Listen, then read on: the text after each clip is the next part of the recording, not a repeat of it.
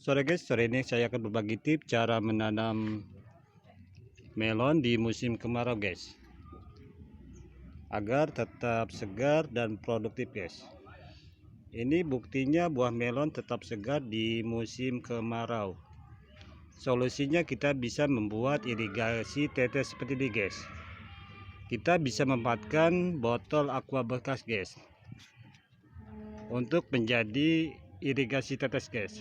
Caranya sangat simpel. Tetesan airnya bisa kita atur guys, seperti ini guys. Di musim kemarau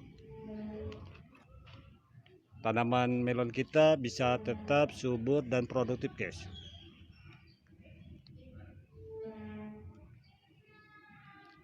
Untuk cara tutorial pembuatan irigasi tetesnya simak di video saja yang lain guys. Selain pemupukan, cukupan air harus dicukupi guys, agar buah melon tetap segar dan subur guys. Jika video ini bermanfaat, silakan like, komen, dan subscribe guys. Terima kasih.